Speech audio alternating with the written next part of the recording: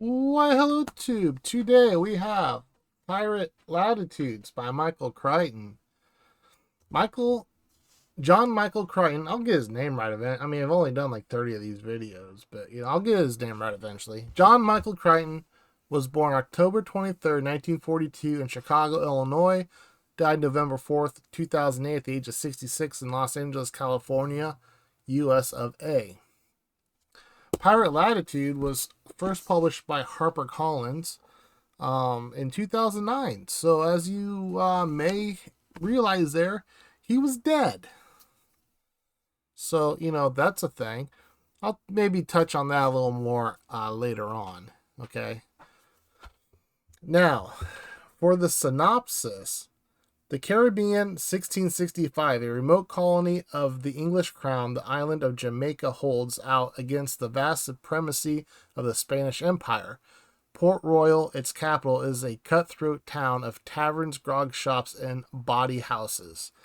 In the steamy climate, there's a living to be made, a living that can end swiftly by disease or by dagger. For Captain Charles Hunter, gold in Spanish hands is gold for the taking, and the law of the land rests with those ruthless enough to make it. Word in port is that the galleon El Trinidad, fresh from New Spain, is awaiting repairs in the nearby harbor. Heavily fortified, the impregnable harbor is guarded by bloodthirsty Cazalla, a favorite commander of the Spanish king himself. With backing from a powerful ally, Hunter assembles a crew of ruffians to infiltrate the enemy outpost and Commander El Trinidad, along with its fortune in Spanish gold. The raid is as perilous as the bloodiest tales of island legend, and Hunter will lose more than one man before he even sets foot on foreign shores, where dense jungle and firepower of Spanish infantry stand between him and those treasures. Pirate Latitudes is Michael Crichton at his best. Wrong! A rollicking adventure tale pulsing with relentless action, cracking atmosphere, and heart-pounding suspense. I took that from his actual website. Also on his website, you can go find little blurbs that he had to say about the books he wrote. So, Pirate Latitudes, in his own words, he was dead. So maybe they asked hold a little seance to ask his spirit. I don't know. I've been working on this novel about the 17th century Caribbean pirates for 4 years now, which is longer than I've worked on anything else. I needed about another 12 years, but yeah. I'm interested in the concept of piracy. You're the only one. It got played out in the 2000s. I'm sorry. You should have beat Pirates of the Caribbean. Maybe you would have had something, but instead you waited till it's like the 47th zombie movie. How many zombie movies can you watch and enjoy before just like, okay, this is like every other zombie movie? I'm interested in the concept of piracy and in the society that generated this concept. I think that the people of the 17th century were very different from us in the assumptions about the universe, their notions about human behavior and the fundamental. You don't need to be a doctor from Boston University to know this. There is not a sameness to human nature through the centuries that most historical novels would have us believe. We tend to think that Charles II was pretty much like any of us, except that he happened to be king. That's not true. The world in which he lived was very different. I doubt me and Charles II had anything in common. For example, in the 17th century, the mechanisms of disease were not understood at all, and there was no virtue in hygienic habits. Not even as a point of fashion, oysters were a lower class dish, cheap and readily available. It was a time not far removed from the Middle Ages. Are oysters really even that expensive?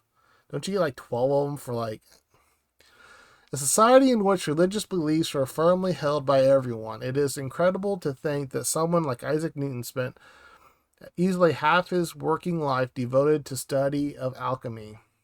It is an extraordinary feeling to spend your whole morning living in the world of 1665 and then get into your Mercedes Benz. I don't have a Mercedes Benz, so and have lunch at some restaurant. But it must be an amazing life, Michael. It must have been.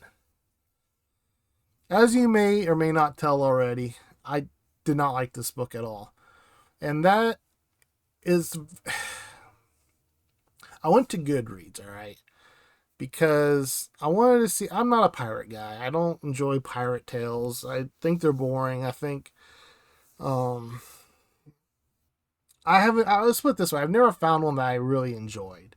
Pirates of the Caribbean was fun and all 20 years ago, but they got played out, and with it, so did all the pirate sort of cliche things. Um, so I went to Goodreads to see if I was going to be overly harsh on it. It was Goodreads. Everyone on Goodreads is pretty much mid.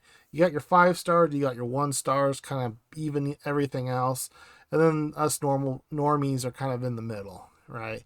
Well, I guess I'd be leaning more towards the 1 star then. I'm not a normie in this situation. I guess I'm a hater. There's nothing about it I enjoyed.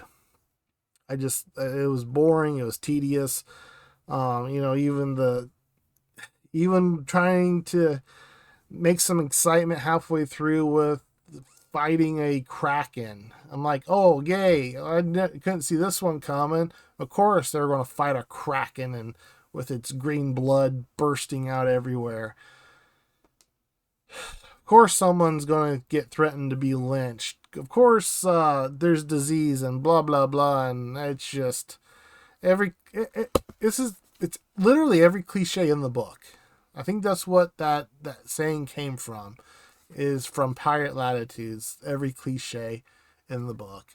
I'm sorry. I'm sure there's some of you that really love this book. I believe there's a reason why Michael did not release this while he was still alive, because if this was going to be a $500 million IP, he dang well would have released it during his lifetime. He had to have known that either it wasn't finished or he could do a lot better than this, or just it wasn't going to be good altogether.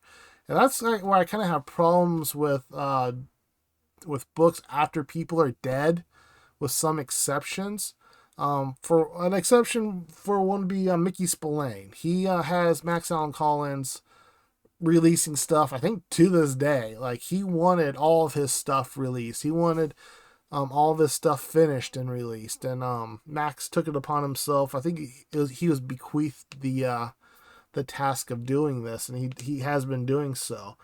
I think that's a good, if an author wants it, that's great. But there's reports where he might have been working on this since the 70s. And if he couldn't iron it out in almost 40 years, it probably wasn't supposed to see the light of day.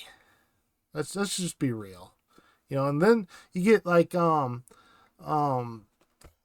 sequel to Kill a Mockingbird, the name of it and the author, for some reason, who didn't want the work released, and yet greedy people put it out there. So I kind of have an issue with the stuff that's released after someone's been gone. I don't know if Michael Crichton wanted these works out in the public or not. I didn't meet the guy, but I really think with Michael Crichton's mindset, if he thought it was a complete work that was ready to be seen, he would have done it.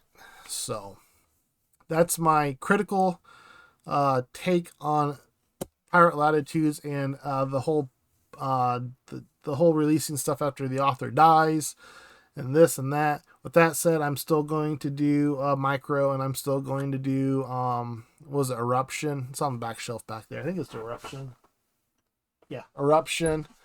And I've already done Dragon Teeth, which I thought was a pretty good story. I don't think it was finished either, probably because it was really very short for Michael Crichton. But I did actually enjoy that one. I thought it was fun. Other than that, comment down below. Let me know where I was wrong. If you're a big Pirate Latitudes fan, let me know if I'm wrong, what you think of it, or do you agree? I'm not going to have a question for this one, peeps. I just feel like a little bit of a Debbie Downer, and I don't want to have another Debbie Downer question out there. So we're going to skip the question of the day today. You could just let me know whether or not you agree or disagree with anything I've said. That's it for this one, peeps. Cheers.